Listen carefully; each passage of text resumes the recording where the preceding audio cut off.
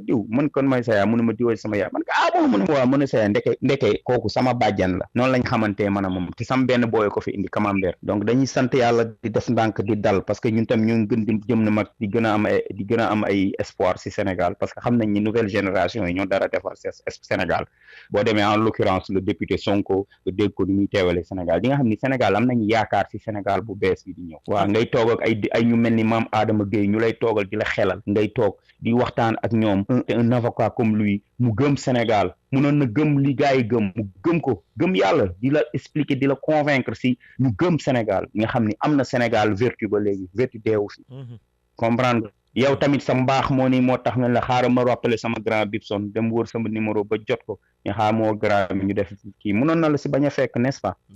donc dañuy gëm loolu ñu sant yàlla yaa ko liggéey tamit alors Dady bi bëggoon naa aussi partager ak ñun sa expérience parce que Dady bi c'est rare des rappeurs au Sénégal boo xam ne il a le respect de tout le monde il fait l'unanimité lan mooy secret Dady bi respect bi gars yi la respect public bi ñoo la respecté fu Dady bi yéeg bu ko neexee mu ne gars yi ñibbi leen ñëppay ñibbi waaw you know moom laa lay wax chaque jour you can fool some people sometimes but you cannot fool all people all the time nga baal ma nag nee naa la sànq anglais bi dafa commencé lekk français bi mooy sama problème ñoo far leer na nañ li ngay wax may toog Dred Schizo sama frère Dred ma koy transportation la ñuy wax fii ma koy transportation bi ak pourtant bi mu grand kenn mu ne ma grand bu dem Sénégal di fa def interview en France de mun ma kenn transportation transport la ñuy wax bu dee anglais mun nga transportation man ko waaye maa ngi jégalu de donc donc franchement du lenn lu dul être humble et être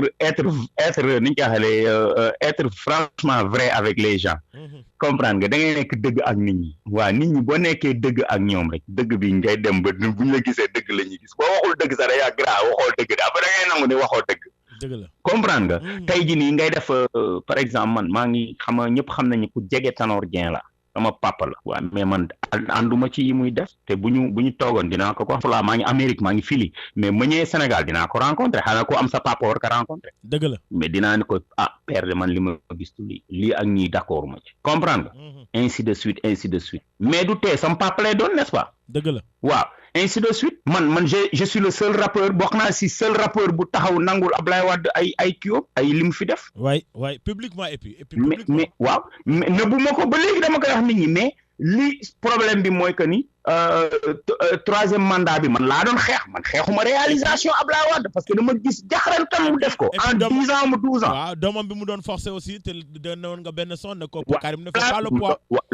waaw loolu laa wax loolu moom moo tax man ma xeex pour parce que man bokk naa si ñi doon mujjee place de l'Obélisque ak ñi fa doon njëkk ñi doon jël micro di wax bokk naa si ñi si bun xatal bokk naa si ñi si convaincre corrompre leen pour jox leen xaalis musuma ko nangu bokk naa si ñi gunge Macky Sall ànd 50 jeunes lañu woon ma jël micro bi maa doon wax fépp ñu dem ba dëkk Buur Sine dem ba fu nekk dem nañ fa Tamba rek lañ demul ànd ak Tanor Dieng fu nekk di campagnal Macky Sall pour mu am assemblée nationale am fa majorité pour mën a dérouler programme mais dañu dawal 3 ans ma ni lii ñu déroulé nii man neexuma bi ñu laalee constitution bi si laa ci pare si déggatoo may wax ci déggatoo ma défendre ci waaw mais damay def sama ay chronique di leen wax ni bu ñu càmbaree dëkk bi man bugguma ni wax Macky deful dara Macky xamul dara bokkuma si ñooñu noonu man je suis pas une tête brûlée man damay réfléchir j'ai des solutions pour l'agriculture am naa ay solutions si indépendance de la justice am naa tamit ay propositions sur l'élevage et la pêche au Sénégal am naa ay propositions si niñ koy intérieur bi sécurité externe bi interne bi au Sénégal mooy maanaam policiers ak gendarmes yi ni ñu war a dérouler ak ñan ñoo leen war a fal nan leen war a fale comprendre am naa kii ci terrorisme bi au Sénégal am naa ci ay idée ni ñu ko war a xeexee am naa ay idée si xale yi am naa ay idée si jigéen ñi par exemple man d'accorduma si jigéen ñi ñu leen di jëppee rek mooy ni ñuy wax ne ay partenariat rapide xaw ma lan boobu na d'accorduma ci loolu ay tontine la rek dañuy ñëw fekk ay association rek ak APR ñu jox leen xaalis léegi ñu teggi ku teggi après di fay loolu tontine la rek man dak ma ci loolu blanchiment d'argent la kii def ni ñu ko waxatee ay yàqum xaalis la tamit parce que am na ñoo xam ne duñu mus a fay nan nga leen def da nga leen tëj comprendre man nag respect boobu loolu ay vie ci Sénégal maanaam bu ma amee xalaat dama koy wax dama leen def leen lii par exemple dama lay jox benn exemple gis nga train boobu ñuy wax nii dañ ko war a def mooy terre boobu mënoon na ñàkk gis nga dama leen proposer nañ jël ay bateau kii jaarale ko si ndox mi muy xotti di dem ba Sébikotane foofu noonu ñu def fa benn gare bu ñu fa defee gare touristes yi bugg a dem si beneen aéroport bi mun nañ jël taxi bateau yi wàcc Sénégal dem doxi seen soxla mais train boobu c'est à prix de milliards ay 1000 milliards yooyu mënoon na financer ay villes financer ay usine de transformation agricole mënoon nañ ko def au Sénégal gerte bi waruñu rek defar si saabu ak diwlin mënoon nañ si mën a defar ay gâteau defar si ay tàngal defar ci ay leneen ak leneen am na yeneen sax yuñ ci mën a defar ci gerte gi wax ma la gerte bi mais kanja gi rek am na boo ko exploité am na ñu si mën a defar ak yeneen muy dugub bi muy ceeb bi muy lu nekk am na yu bëri yu si mën a def comprendre nga ainsi de suite mais yooyu yëpp buñ ko demee samp ko si àll bi buñ ko sampee ci àll bi xotti leen ay cité comme ni suñu papa Abdoulaye Wade defoon xotti ay cité pour nit ñi dem ci àll bi buñ ko defoon tey jii nii kenn du jóge Sénégal dëgg la comprendre mais dañu jël benn kii boo xam ni Saint-Louis la jóge ñu bëttale ko indi ko Dakar xamal lu tax ñu bëttale ko indi ko Dakar pour mu jaar si ville religieuse yi la ñuy xool bu jaarul foofu rek amul sens mooy seen kii bi ñu jël VDN bi continuer ko ba Saint-Louis loolu ay coup de milliards la xajoon na ci ay Lompoul defar fa benn port de pêche dem ay côté Louga tabax fa ay kër ay cité def fa ay yenn affaire nit ñi mun nañ fa dem gàddaay ñi jógee Louga njàmbur yiw Dakar di sàkku si fii munoon nañ toog foofu parce que am na port mun nañ fa régler seen ay business ñu jël autoroute Ila Touba bi man bañu ma ko de mais problème bi mooy que ni à certains prix yi dafa metti munoon nañ jël xaalis boobu jébbal ko communauté wu Touba bi ñu dem foofu si ay kii tabax fa ay usine ay société nit ñi toog foofu ñi dëkk Touba di ñëw liggéey si Dakar gàdduwaay fii di sonn dafa bëri ñi dëkk ay Njàmbur même chose ñi dëkk Kaolack même chose mais xaalis boobu munoon nañ ci créer ay yeneen Sénégal ci biir Sénégal mais loolu ay bañ moo tax man damay wax sama xalaat bu ma waxee sama xalaat ku ko nangu baax na mais boo ko nangul di nga xalaat toog sa benn ruq wala nga dugg sa benn douche di lire soleil di gaanuwaay liiraale soleil di nga ni non xale ce jeune là ku dangereux la booy bu réew la mais ku xam li muy wax la quoi parce que man dama yàgg voyager ça fait 20 et quelques années may voyager di gis système bi ni muy demee te ma la nee voyager wax ma la 1 an wala 2 ans damay dem toog benn dëkk jàng affaire yi ni muy demee foofu comprendre nga donc man na dama bëgg lu baax Sénégal encore une fois dama bëgg Sénégal bëgg sénégalais yi man musuma sénégalais bu dara di dal sax gis nga sénégalais bi mujjee refoulé bi jugee fii ni un certain Mbacké mu xam ñu refoulé ko mu dawee New York dem Chicago ñu refoulé ko indi ko Sénégal mais dama ne suñu autorité wu buñ ko taxawoon billahi du génn dëgg parce que am na ay droit ñu jëlal ko avocat mu toog ñu laaj ko lan moo tax nga génn lef ko affaire yi mu def yo même fekkee américain dañ koy génne dinañ ko jox ay prime mu génn comprendre mais sénégalais yi fii dañuy toog di seetaan rek du seen yoon nekk si ñun xamuñu sax ñun ñi nekk fii amul benn information buy wane ni sénégalais yi le 29 avril moom mooy fin wu inscription yi mais loolu c'est man maay wër di ko wax nit ñi fi Philadelphie am na ñu bëri maa leen ko wax comprendre nga mais amul dara lu xam nga mon frère baal ma de man je suis pas politique mais je suis très social parce que Sénégal rek ma ñor lu xew ci société la lu xew Sénégal la tu as raison de le dire comprendre nga boo gisee seen rajo bi rajo de développement gis nga programme de développement ay PNUD yeeg affaire yi ngay gis ni barke rasulillahi un bon programme de votre radio pourrait aider le Sénégal à se développer si côté enfance bi muy côté sécurité enfantine ak si côté jigéen ñi violé jigéen ñi def yenn affaires yi violence conjugale yi yow fii Amérique da nga sañ a dóor benn jigéen yëkkati loxoom dóor ko. et pourtant thème sañ nga taxaw ab dóor mais fii émission yi ñuy def yëpp thème yooyu lay wax. waaw mais warul nekk si wax ay programme la war a def ay déroulement yoo xam ni état bi day sentir ni am na menace si kawam. Kumba Gaaw la génn jël ay ñoo xam ne ay leader d'opinion lañ mu jokkook ñoom ñuy dérouler ay programme dem si biir kër yi wax ak ñoom bu ñu sentiree ne am na danger bu leen yóbbu dañuy ñëw ni ko waa yow lan mooy sa programme si xale yi lan mooy sa programme si daam yi parce que daam yi waruñu leen dóor koo xam ne li Baye Niass wax jigéen boo xoolee tàngoor bi li muy dal si néegam li koy dal si waañ ak tàngooru ëmb nee na war nga yërëm jigéen day metti waxoon naa ko sama son boobu Black Woman day metti non son boobu yéen dañ ko war di teg seen rajo bi effectivement man mii rek dafa koy teg et pourtant pour wax la pour son boobu may dem mooy xale yi da ngeen ko war di teg et pourtant pour rejoindre la ci li nga wax sànq déjà Kumba Gawlo jot naa def ak moom tournée temps yi ci sur région bi ñu doon wax non à la migration irrégulière non à l'excision des femmes non bien sûr au viol qu'on fait aux enfants et tout waxtaan nañ lu bëri ay thèmes yu bëri mais du demee xam na lay demee ci région yi waaw xam na lay demee fii Sénégal am na procureur général n'est-ce pas waaw am na cour de cassation am na cour suprême am na tribunal à grande instance xaw ma lan lañ ko tuddee am na ay juristes am na ay société organisation civile yi am na ay rappeur am na ay musicien mais da ngay dem nga signer benn pacte boo xam ne ak ñoom nga dem joxe benn numéro vert boo xam ni seen rajo lay ñëw direct ni jigéen buñ si def lii wooteel si numéro bi. dëgg la fii nii dëkk bi xale yëpp a xam seen numéro 911 xale yëpp a koy foowee xale yëpp 911 boo si cof xale muy këf 911 ngeen ñafe ko ba ñu dugal ko assemblée nationale jigéen buñ fi dóor ñu woo police alors la xaw ma 17 la xaw ma la ñaata police ñëw taxaw wala ñu woo leen direct ngeen am ay kii fépp si Sénégal ay bureau ñooñu ñëw foofu taxaw. am na benn mouvement fii Philadelphie bu tudd Me Too ay jigéen ñoo ko yor keroog procès Bill Cosby bi xam nga Cosby fii la dëkk Philadelphie. ok procès bi mu ngi déroulé wu démb la tàmbale ñi mu doon joué film yi ñi mu wax dañ ko violé ak beneen gel bi kenn ci ñooñu dafa jég saa rek tëb barrière yi policiers yi sonko mu def yaramu neen di menacer cause bi parce que cause bi daf ko violé.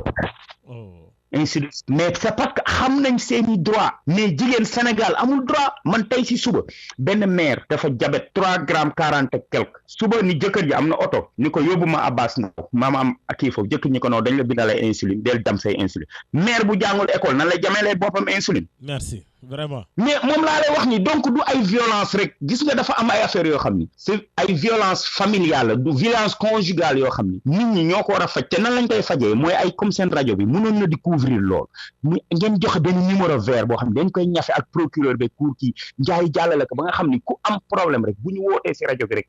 ngeen def action. dëgg la loolu xalaat bu rafet la. ak ainsi de suite man moom dama bëri ay idées si xale yi si mbay mi si afam man baykat laa bëgg doon après moo tax nag. alors donc bu ñu ñëwaatee aussi un peu ci li nga xamante ne mooy hip hop bi Daddy Bibson ak Nit Doff Daddy Bibson ak Gaston seen relation yi nan la demee. Gaston sama rakk la Nit Doff sama rakk la nee naa Nit Doff sama rakk la Nit Doff moom bu ma fekkee ku koy clash sax man maa la njëkk a clash ba pare ñu wax comprendre nga. Gaston sama rakk la Gaston il a été durant toute ma vie il a été présent sama rakk la am benn xarma yàlla amuñu benn déggoo man la amul rappeur boo xam ni mun nga taxaw ni sax dama am yow xarma yàlla munoon nañ nag am ay biif si passé bi mais jamono ji y'a 10 ans macha allah sama relation yëpp defar naa ko rappeur yi tey bu ma fi deewoon rappeur yëpp dinañ ma jooy yàlla na yéex lool. waaw yàlla na yéex lool sax. alors donc loolu laa lay expliquer man nag damay defar parce que léegi nag xam nga léegi ma am 45 ans décembre bi laay am 45 ans du ma mag ah. donc xam nga mooy loolu quoi mais nag si dagg bi quoi. xam nga Sénégal dafa am atu vrai ak atu dagg. mais gars yi nee nañ man ak yow dañu nuroo quoi mais ma ne non man maa gën a jantal bi. mais dañu nuroo yow sama benn cousin ngeen nuroo yow nuroog man sax bu baax parce que am naa cousin waxam boo gisoon sànq bi may njëkk a def message dem ma dama toog ma ne nii mënul nekk quoi après si nga ma message ma ne oh Jaco waaw xam naa Jaco bon maa ngi lay démb maa ngi gént Kumba Gawlo Seck démb ma gént ko ma akolaat ko di ko wax ni ko mais doo ñëw ma takk la mu yaa war naa ñëw nga takk ma moo sax ndeysaan xoolal lii rek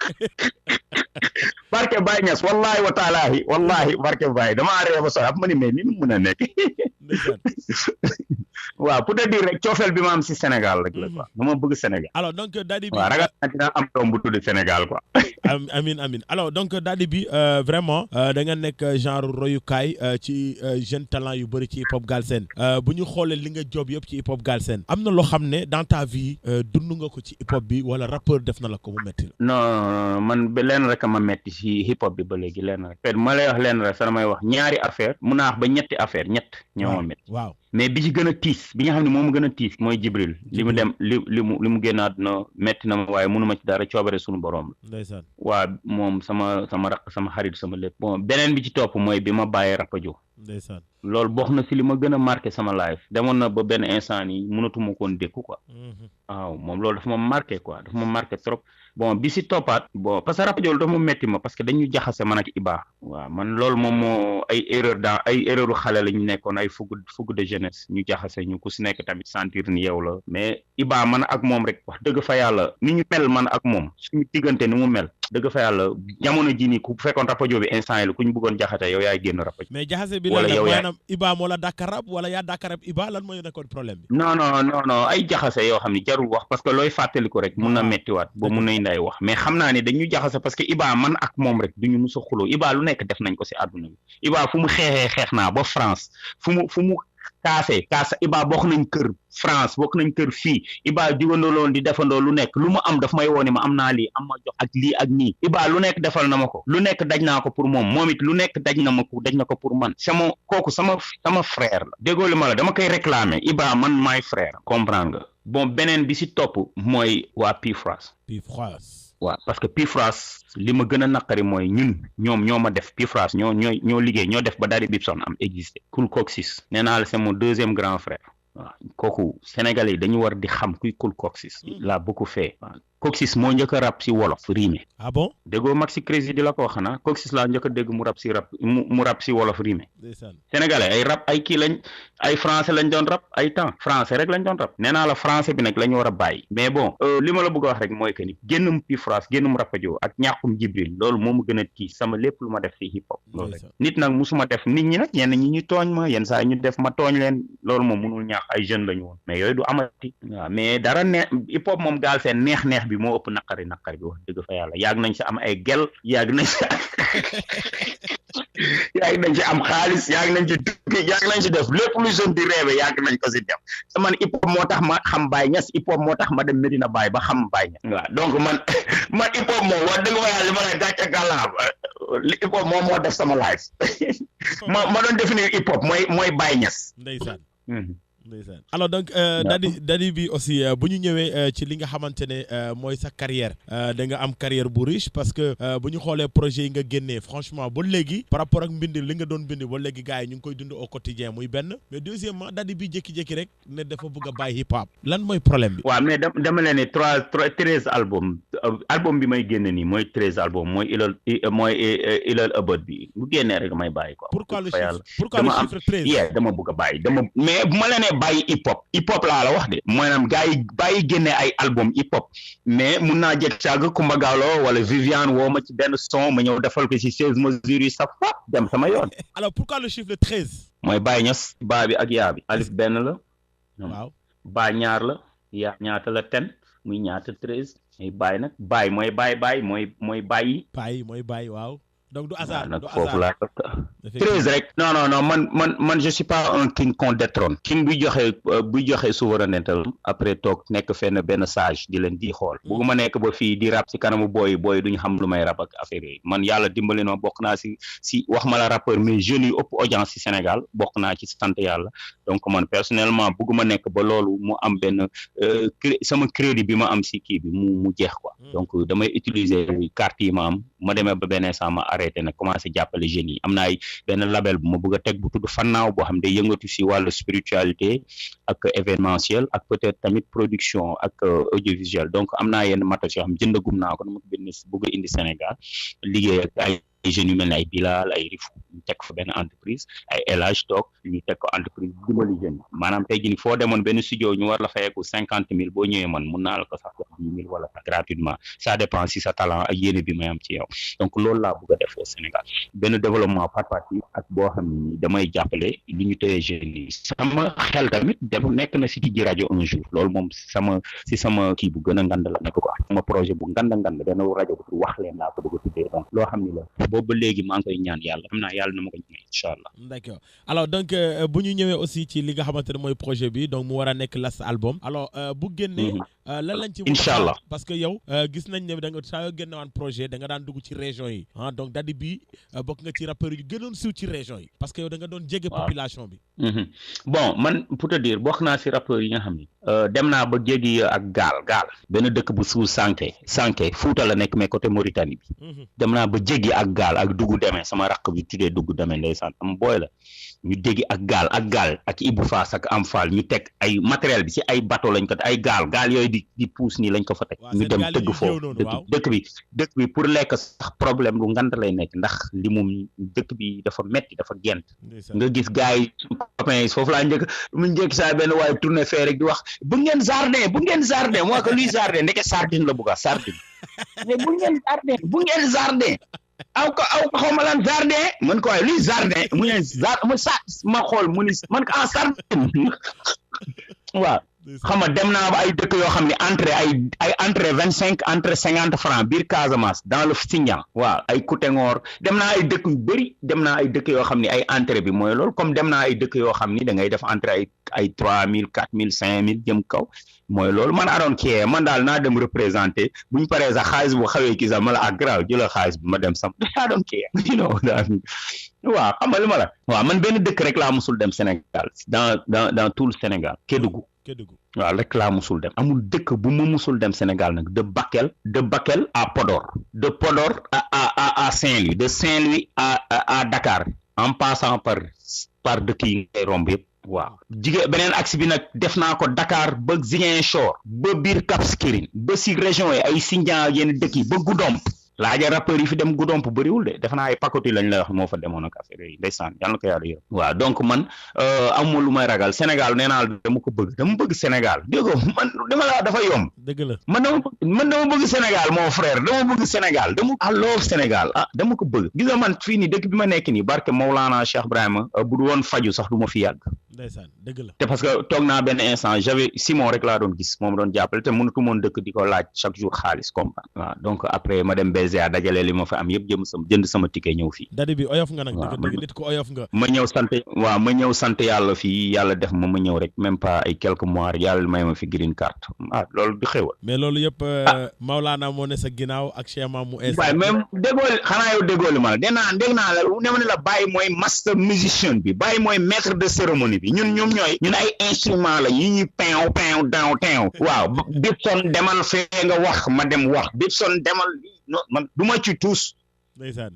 man sama waa ji kaay ma wax la benn affaire nag man dama gëm ni gis nga ginnaaw yàlla ak yonent bi Cheikh Ahmed Tidiane Chérif dama gëm ni lu Baye Niass nammul ci man ak lu nit mënulul Baye Niass mënuloo ma ko ndeysaan man je suis un protégé légitime de Cheikh Ibrahima Niass kenn mënulu ma tos ku dul Baye Niass Baye te Baye daf ma bëggal boppam bay wax ak man waxuma la ay gént nii de comme yi gars yi di wax ay yonent bi xoola man Baye Niass radiyallahu taala anhu man maa toog jóge Prytanée militaire jéewu ma concert ma ni damay fanaaw du ma def sama laazim suba si rek mu naaj ma si lal bi xanaa gëmatoo ma si laa commencé laazim 5 heures fu mu jotee bu ñee allahu man maa ngi jug julli bu ma tëddoon 4 heures du matin sax de laajal ñi ma dëkkal yëpp xam nañ loolu waaw man dama Maulana Cheikh Ibrahima moom moo boo xotti woon sama xol bi yëpp moo koy occupé waaw mën nañ ne Cheikh Ibrahima nag Baye Cheikh Mamour moo ko def si man donc dama si sant yàlla dëgg la waaw alors donc Dadi bi xam nga gars yi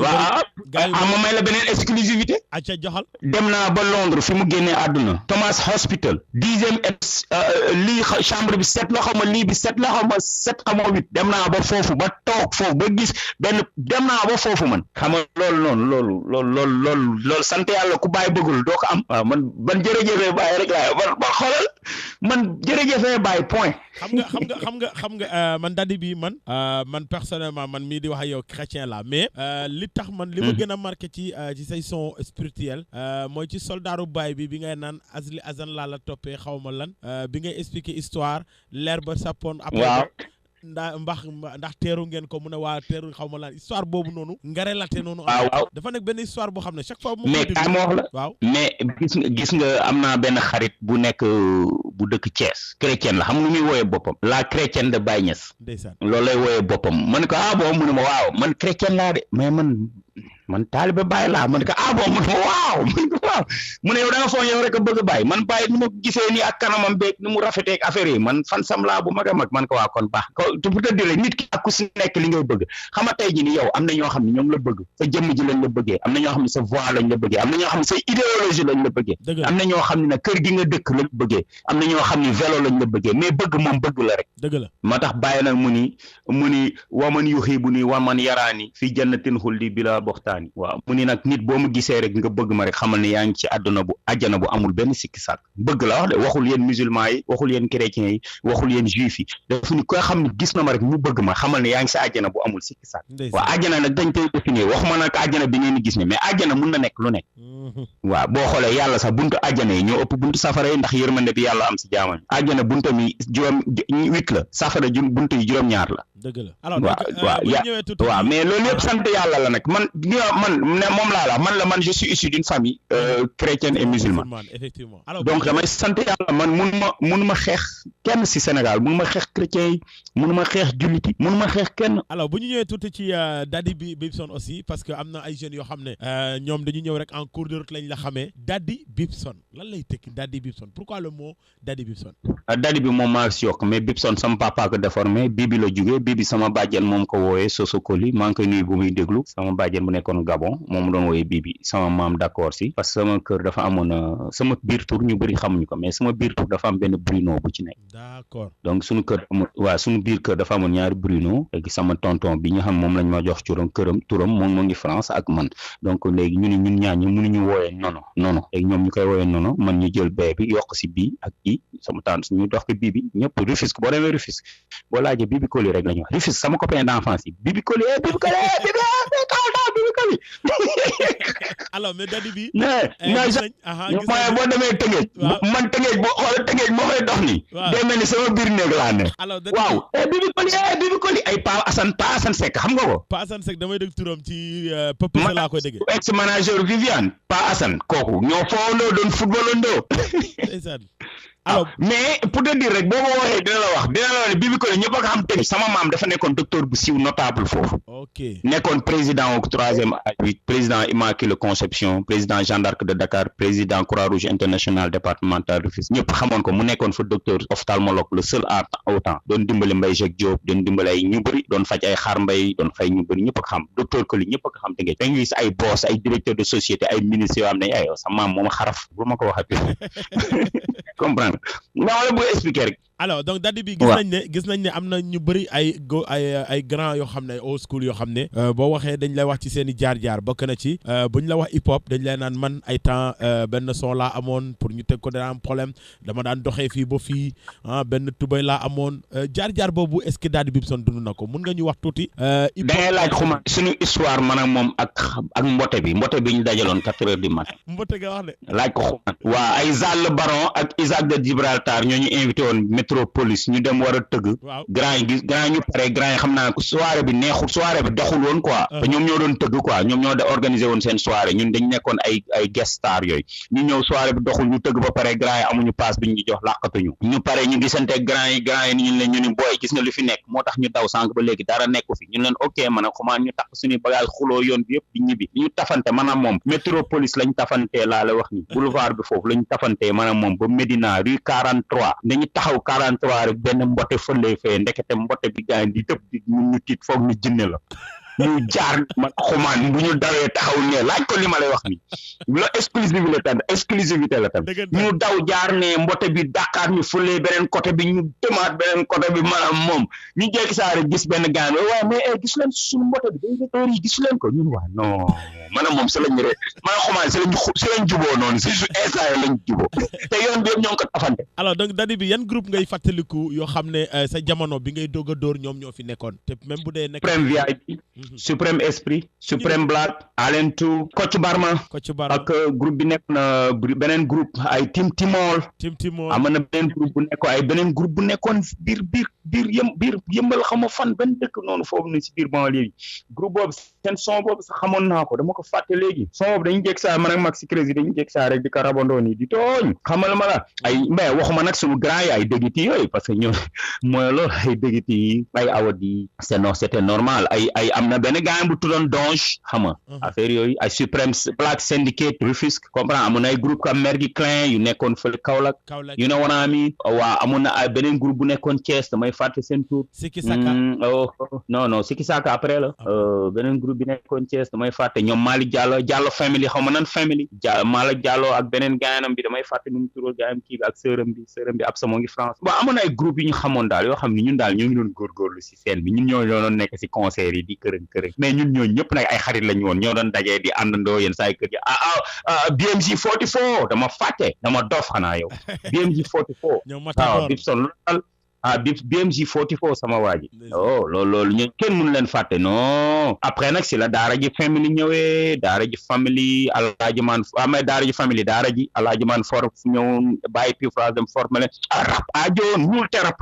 te rapajo yee ñu njëkk lañ si game bi fii nii affaire yi tasandoo ñi jaar fii ñi jaar fee ñi créé seen ay groupe ñi ñëw bokk fee ki ñëw bokk fee affaire yi dem nii ba formé wu affaire daal noonu la dem quoi mais dañu sant yàlla parce que ñun ñëpp benn lañu woon mosoo dégg ñun la diw xeex naa kii du diw xeex naa kee mais nag am naa benn souvenir boo xam ni ñun temps yi nekk rapajo commencé clash groupe yi ñu dem Sacré-Cœur ñu dem saa yi génne gu ñu album sax de ñu dem Sacré-Cœur ni ñoo ngi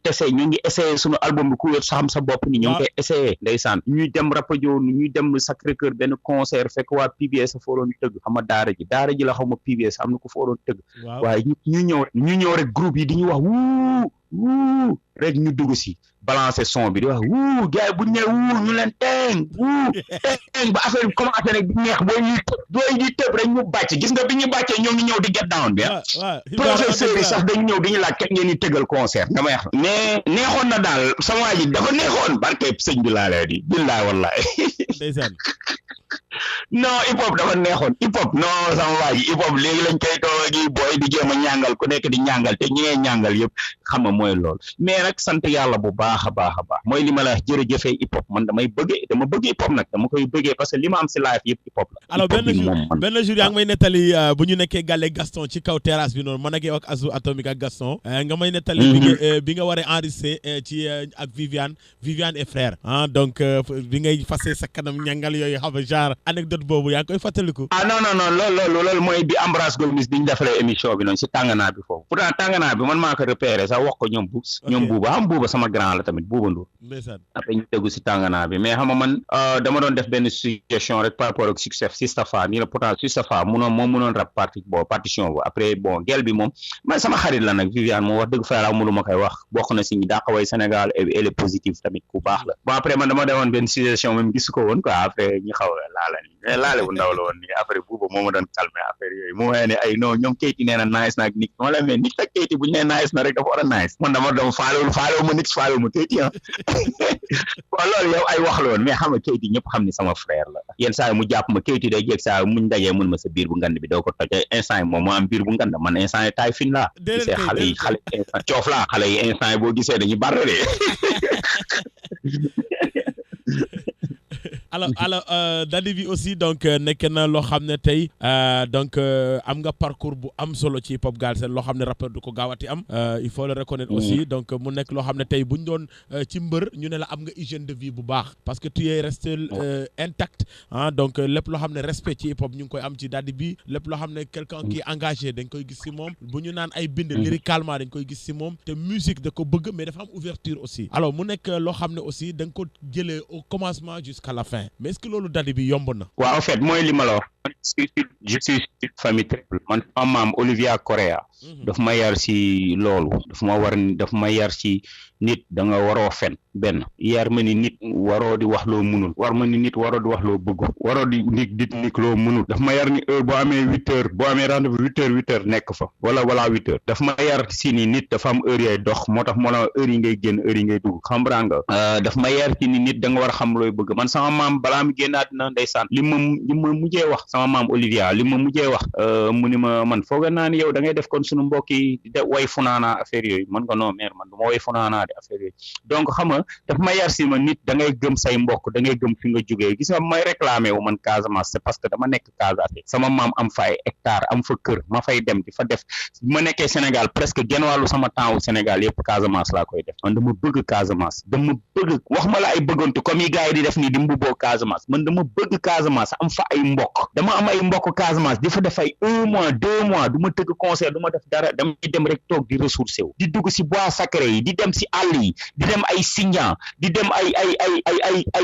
ni ko waxate ay dëkk yoo xam ne biir Casamance nit ñi xalaatuñ fa dem man surtout laa dëkk petit Paris dama koy réclamer comprendre nga bëgg sama mbokk joolaa yi di réclamer wu nekk joolaa di réclamer wu bokk Casamance di réclamer wu fier la si la ma nekk comprendre nga mu nekkee Casamance kër gi may dal sama kër maam kóori yi foofu ñëpp leen xam ñëpp fay ñëw ñëpp amul ku fa dul ñëw dañuy ñëw foofu fees mais maire bi lu mu am jox leen ko yooyu yëpp dama koy gis ma xam ne gis nga nit des fois tu es pauvre mais da ngay riche parce que richesse bi mooy lan le fait ngay am sa lu ndaw am say ceeb sa maalo def si benn bëggëj wala def si ñaari tiir nit ñi toog ko ay 50 nit lekkandoo ko loolu moom mooy richesse du am say immeuble am sa ay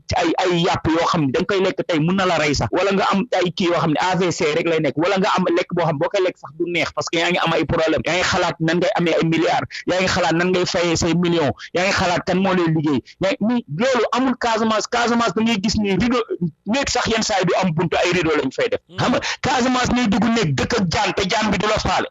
comprendre nga lépp a yaru foofu non mais dama ne loolu man xam nga Casamance man damay réclamer Casamance parce que man waa Casamance la man foowewuma Casamance réclamer wu ma ko comme gars yi nii ay PLA Casamance avec dof lu nii non man Casamance la je suis un Casamance Koli laa sant Koli Jàmmang Jumaare sama maam sant Korea ak King Kunda amul ku leen xamul Ziguinchor George King ainsi de suite ak Thérèse King moo tax King bi son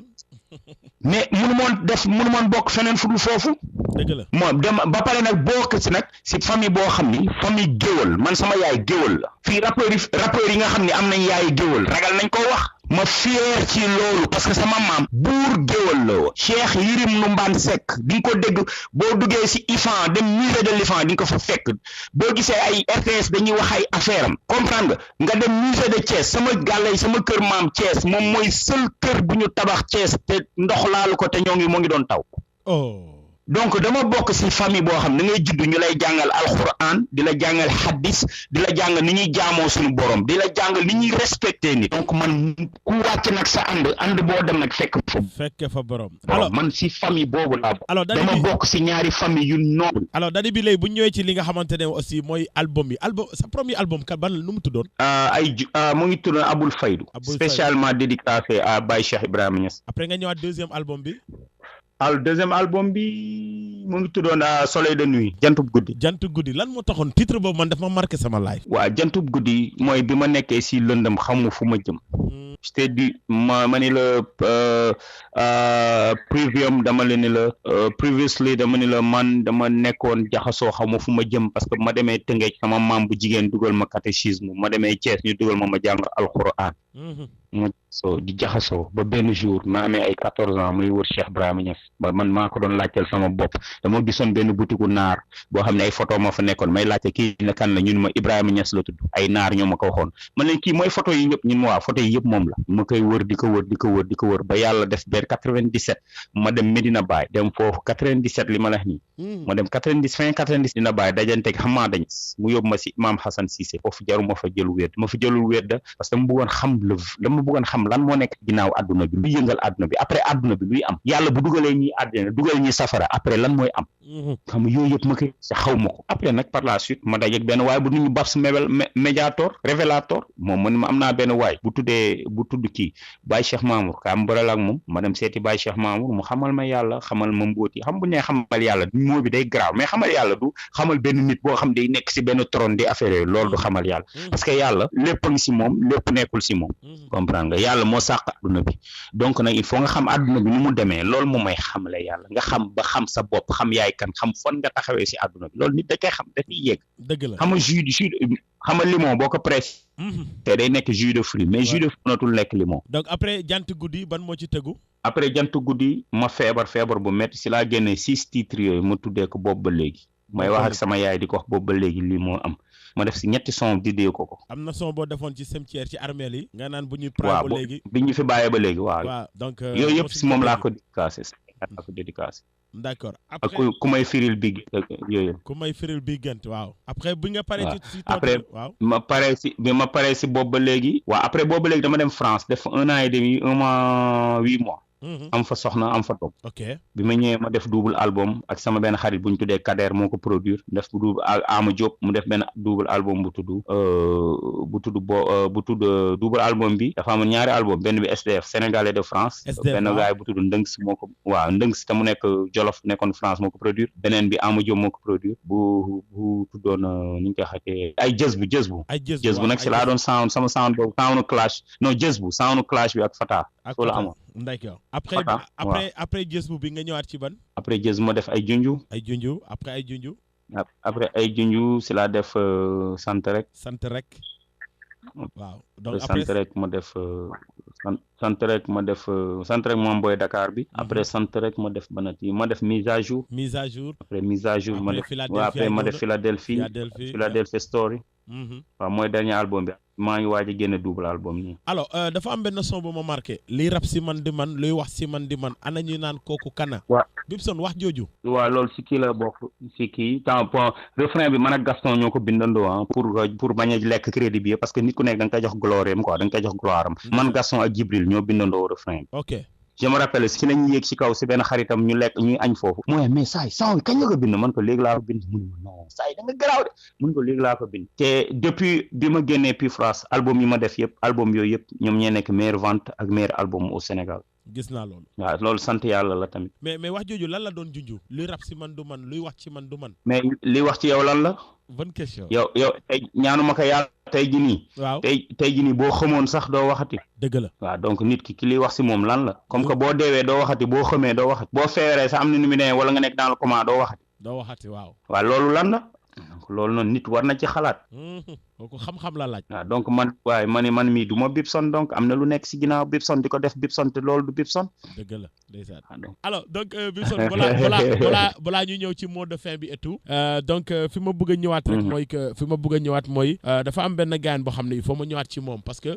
dafa am benn gaayan boo xam ne benn auditeur la bu la xam bu baax a baax et chaque fois day relater lu bëri ci yow mu tudd Ahmed Blanc dëkk Grand Yoff. Ahmed Blanc ok ndeysaan kooku turam bi am na solo. waaw Ahmed Blanc benn sa mbokku taalibe la mais waa ji ku leen xam la moom buy décortiquer seeni sound day mel ni doon toog ak yéen bu ngeen di bindi man loolu daf ma jaaxal trop. loolu yëg-yëg la. alors donc am na aussi li ma bëggoon ñëw am na ci benn son daal di kii Maxi Crazy mu ne Inde Squad bu ñu bëggoon teg dafa am benn groupe bu ngeen bëggoon former yéen ñaar. waaw Index Squad lu amoon la man moom Billy Diadio ak MCB la. après NDK. waaw Index Squad waaw. ok lan la doon signifier. non tur bi dafa ñaawoon moo tax. tur bi dafa garaaw moo tax bëgguñu ko expliquer. après ñu jël ñun biñ parce que au début dañoo neneen lañ ko tuddee quoi ñaari nangam ñaari doomee. xam nga bëgguma yegg quoi yeggale noonu lañ ko tuddee woon. léegi nag waaw léegi après biñ demee ba benn instant ñu xam ni tur bi nii mun nañu indi porte préjudice ñu changé ko def ko Index Squad mooy joxoñ quoi mooy moo bi joxoñ index bi index xam mooy joxoñ. l'index ok d'accord. araamu index bi joxoñ. dafa am benn grand bu ma dëggatul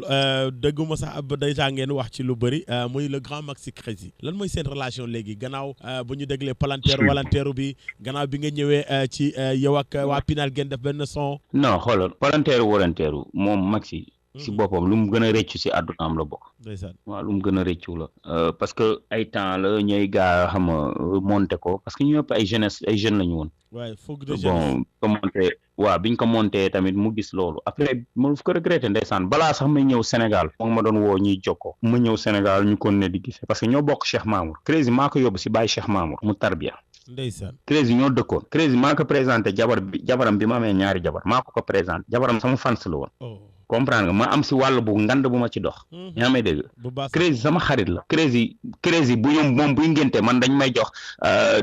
tissu mère xarit man bu may ngénte dama koy jox tissu best friend mooy tissu yooyu mère yi di joxe seen kii yooyu ñuy joxe seen warugar yi. mu ngi New York fii si Bronx bi fii hip hop bi juddoo foofu la dëkk. su ma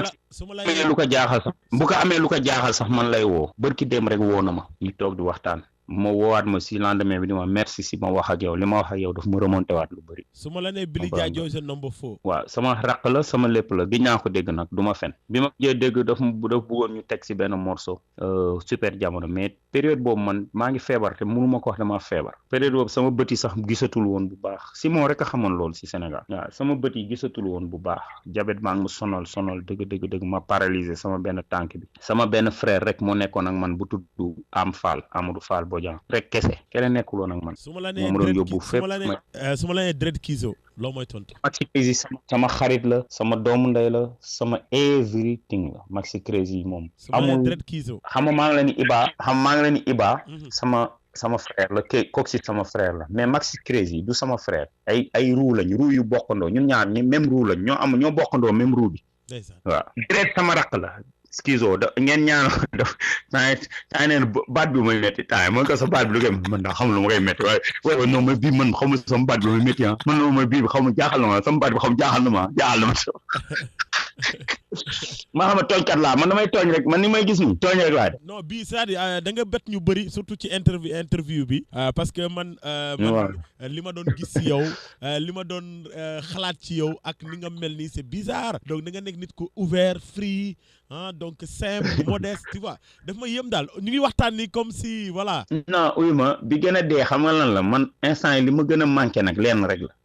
mooy lenn rek de la wax ma leneen nag manqué wu ma Sénégal. waaw tàng naa moo manqué.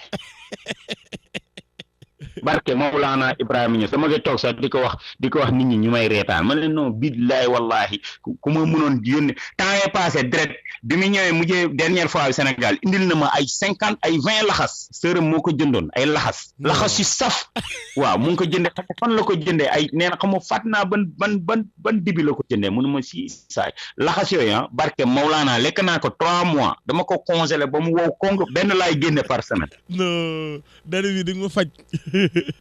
non sama waa ji Sénégal balaa nga xam ne Sénégal neex na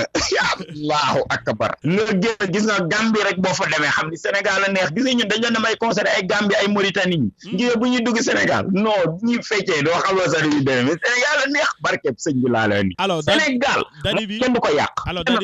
non Jaco waaw qu'on soit très sérieux waaw gis nga li nga xam ne sunu papa Ablaye Wade yàq ko woon waaw du ñu bàyyi keneen di ko yàq dëgg la Ablaye Wade yàquwul woon démocratie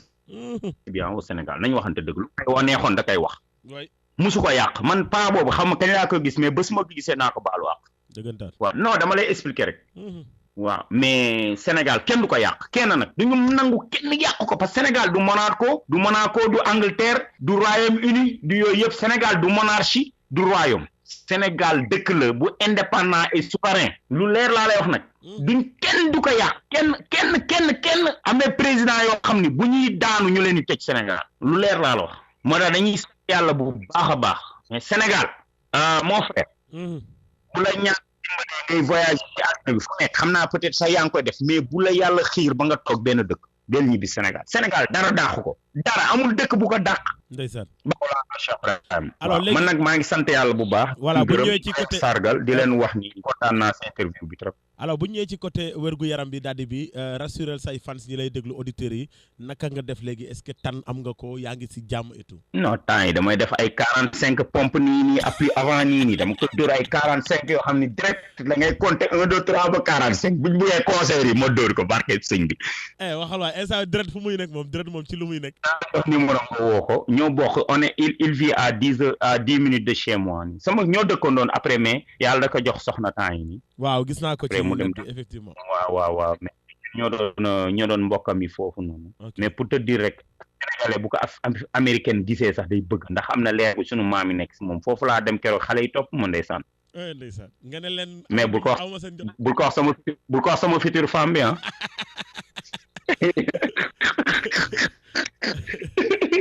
daal am nga jabar sama kër quoi yëguma ko woon non mais yow non c'est kooku man la ko yàlla dencal alors léegi xam naa dina ne ba sonn mais sant yàlla bu baax parce que moom dégg naa waa Tiwaawoon la man sama yaay Tiwaawoon lañ ko denc bon sama maam waa Tiwaawoon la waaw famille Cheikh Yérim nu fekk amul ku leen xamul biir Tiwaawoon donc dañuy sant yàlla bu baax bi ñu bokkee si famille yoo xam ne yàlla dimbali nañu ba li ñu yaree ñun mënuñu woon bañ a mel neneen nu ñun nii rek balaa ngay tàggu bëgg naa nga wax ma comme album bi mu ngi waaj a ñëw lan la Sénégalais yi war a xaar est-ce que on peut s'attendre à ce que Bibson def benn concert comme Grand Théâtre benn concert plein air stade parce que fans yi du ñu xëj Grand Théâtre te fans yi namoon nañ am na fu ñu la bëgg gis lan ngay projeté pour événement on fera 5 à maximum nag 6 concerts laa leen mën a defal parce que wér-gi-yaram bi nangootu ko quoi ok biir Dakar wala région 6 concerts naa def 4 si région ak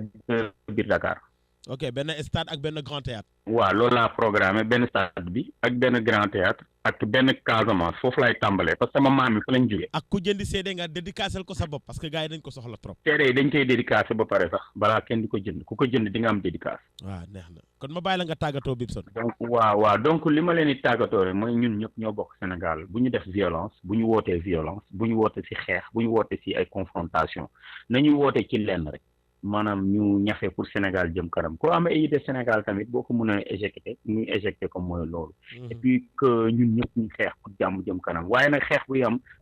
ñaari loxo ñoo koy def donc il faut que mu état bi ñëw ñun tamit ñu ñëw ñu àndandoo xeex pour Sénégal maanaam am na yoo xam ni ay manquement la fi état bi maanaam pour jëlaat nguur gi définitivement loolu mënul nekk Sénégalais yi ñoom ñoo am dernier mot bi ñoom ñooy appliqué ku leen neex ku leen bëgg ñu jiite donc loolu foog ñu xam ko beneen bi mooy que ni Sénégalais yi tamit nañ nangu tamit ni boo tànnee nit pour mu diriger la il faut nga nangu ay manquement mais si biir manquement yi foog ngay dax naxanteeg moom boo wax ko ni ko lii ak ñi neexuma loolu rek la ñu bañ a am violence bañ a def lu bon dana wax lu ñaaw ñu ñafe pour Sénégal jëm kanam loolu laa amoon pour wax di leen wax tamit ni sama soxna si nekk foofu noonu wax leen ko bon léegi rek dinaa ñëw ne ko vous m'épousez madame bu dee la waaw dina la kuy fëgg nga ne ko may fëgg waaw kontaan naa bu baax mon frère merci beaucoup Dadi bi waaw jaajëf ok Adja merci beaucoup Dadi bi vraiment kontaan naa trop jaaj bi vraiment kontaan naa trop jaaj bi vraiment kontaan naa trop jaaj bi vraiment kontaan naa trop jaaj bi vraiment kontaan naa trop jaaj bi vraiment kontaan naa trop jaaj bi vraiment kontaan naa trop jaaj bi vraiment kontaan naa trop jaaj bi vraiment kontaan naa trop jaaj bi vraiment kontaan naa trop